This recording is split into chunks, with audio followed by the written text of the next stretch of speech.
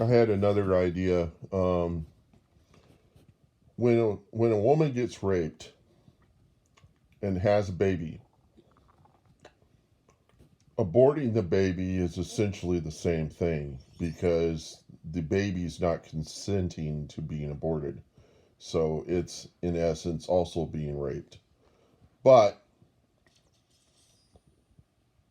if the thing is that, and I'm just suggesting things. I'm not saying go and change the law and make it this way. I'm just saying that this is logic. Is what I'm saying here.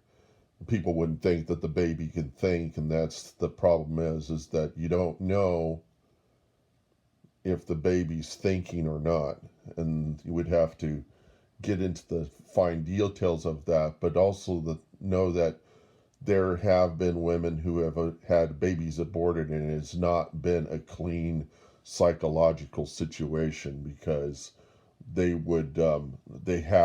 have been women who have felt depressed after killing a baby when they realize they've killed a baby, okay, that they've killed something that could have been alive.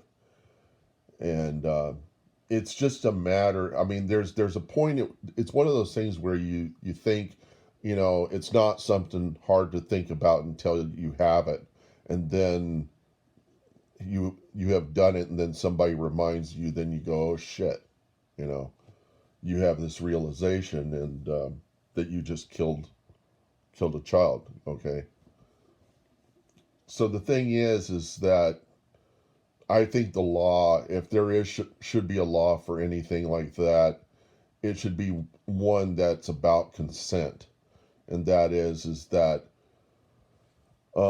if the baby was if the woman was raped, it was non-consensual. She didn't consent to having sex. The result of that was a baby. She, you know, she should have the capacity to abort the baby. She shouldn't be forced to have the baby because it was unwanted. She doesn't want to go through the pregnancy. She doesn't want to go through the pain of having the baby. That she should be permitted to abort that baby. Yes. And the way to think about this biblically is that the baby is like a little martyr, you know, is given its life so that that lady would have control of her life again. Okay. Now, if you had non safe sex, that's a different matter. If the woman didn't take the pill or the man didn't use the condom, it that would be the case where I would say that you shouldn't be able to abort the baby, and you would have the baby go through that process, then that would train you to use safe sex next time. Okay, you have the baby, and if you don't want it, then turn it over to somebody who does. In any case, if you want to avoid the problem, the psychological problem, which is going to result, you know, I'd say that if you were going to have a baby and you decided to abort it, you're sharing an attribute of psychopathy because you're not willing to you don't empathize with the baby. And you probably wouldn't even be able to take care of the baby, if you had it.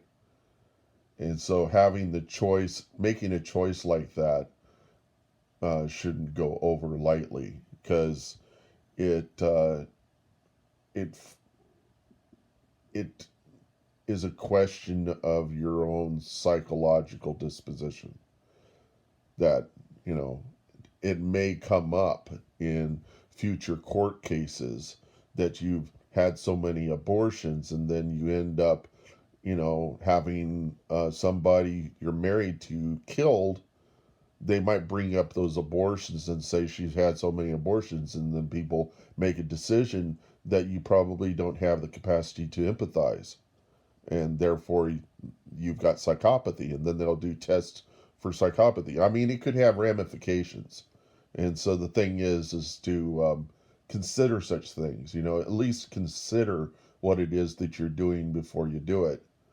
Um,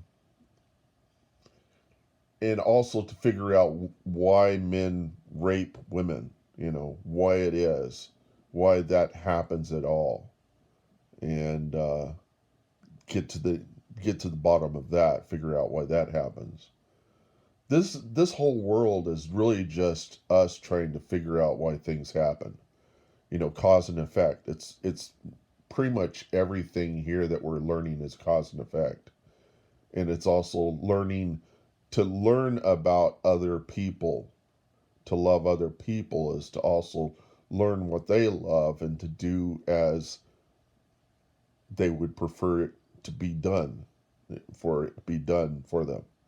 Now, it doesn't mean that you do that for psychopaths because you know what they want, but what's normal, and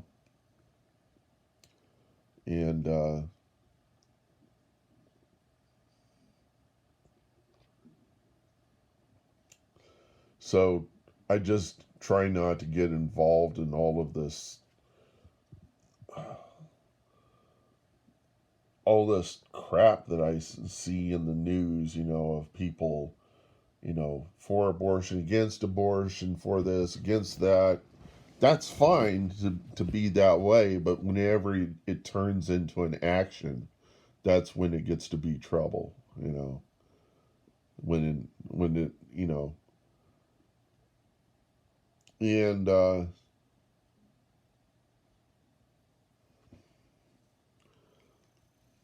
there are soldiers out there that have the job of protecting people from each other and trying to make people safe. But when we went to a war with Iraq, was that consensual? Did Iraq agree to have us having war with it? Was it, I mean, we consider Saddam to be an evil person, but look in our past, who's evil? The slave rebellion. What did we do with the slave rebellion? We quartered people. We cut off their arms and disemboweled them while they were still alive. That's what quartering is. It was done in this country. So to say that we haven't done evil stuff in our past is wrong. And Saddam's doing similar evil stuff. We should look at ourselves and say, what have we done in this country? Even if we don't do it now, we need to pay attention that we've done it in our past. And are we any good, any better now? We waterboarded people, and said that wasn't torture. Fuck you. What's torture? You were torturing prisoners. We were torturing prisoners in this country, and people were justifying it. And what came as a result of it? Nothing. They didn't get any intelligence as a result of waterboarding. Jesus said, he who lives by the sword dies by the sword.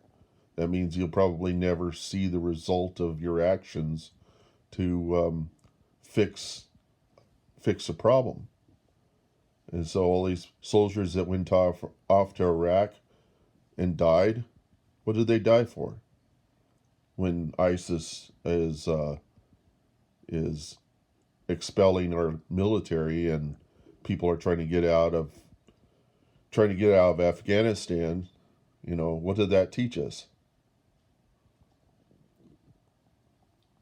And so the thing is that it, how much do we fix and how much do we fuck up?